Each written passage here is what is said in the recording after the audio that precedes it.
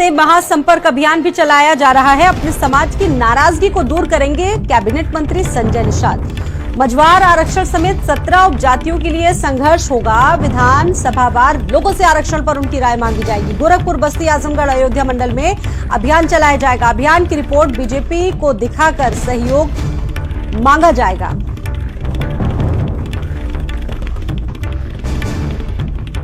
गोरखपुर, बस्ती, आजमगढ़, अयोध्या मंडल में ये अभियान चलेगा, जिसमें खुद इसकी कमान संजय निषाद के हाथों में होगी और अभियान की रिपोर्ट बीजेपी को दिखाकर बीजेपी से भी सहयोग मांगा जाएगा। मछुआ आरक्षण के लिए आज से महाजनसंपर्क जो अभियान है वो शुरू होने जा रहा है। संजय निषाद का अपने समाज की नाराजगी को दूर करने का काम करेंगे संजय निषाद। मझवार आरक्षण समेत तमाम ऐसे मुद्दे हैं, इस पर लगातार जन आंदोलन भी लोगों ने किए हैं, मछुआ समाज के लोगों ने किए हैं और अब उसी आंदोलन को धार देने की जो दिशा है वो तय कर ली गई है और संजय निषाद ने खुद इसकी कमान अपने हाथों में ले ली। अभियान की रिपोर्ट बीजेपी को दिखाकर उनसे भी सहयोग मांगा जाएगा।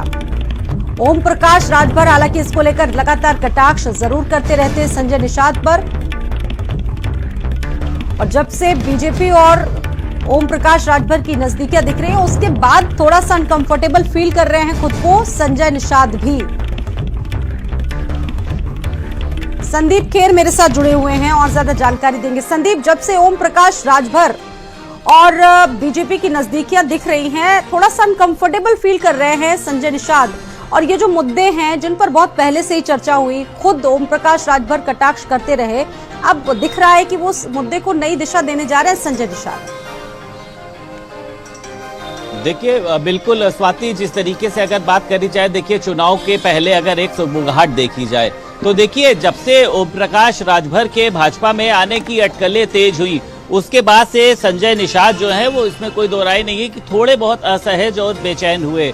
अब संजय निषाद ने देखिए एकाएक जिस तरीके से मछुआरा आरक्षण बचाओ जो एक अपना महाजनसंपर्क अभियान है वो शुरू करने के उन्होंने निर्देश दे दिए। आज से उस अभियान की शुरुआत हो रही हो, जिसमें ये बताया जा रहा है कि वो तमाम जो जातियां, जिसमें 17 उपजातियों से ज्यादा लोग शामिल हैं, वो जो जाति है वो संजय निषाद से नाराज चल रही है, क्योंकि इन्हीं मुद्दों को लेकर देखिए संजय निषाद ने अपना जो एक कह सकते हैं जनाधार है वो भारतीय जनता पार्टी के सामने रखा था। लेकिन जब से ये कैबिनेट मंत्री बने उसके बाद से इन्होंने इन जातियों के मुद्दे को लेकर सरकार से किसी भी तरीके की कोई बातचीत नहीं की। ऐसे में इन जातियों की नाराजगी को दूर करने के लिए अयोध्या के साथ साथ गोरखपुर है, तमाम जगहों पर संजय निषाद जो है वो अपने अभियान को लेकर लोगों के बीच में पहुंचेंगे और इस पूरे अभियान की एक रिपोर्ट तैयार करी जा रही है, जिसको भारतीय जनता पार्टी के शीर्ष नेतृत्व को सौंपा जाएगा कि आखिर इतने लोग नाराज क्यों चल रहे हैं। इस मुद्दे को लेकर देखिए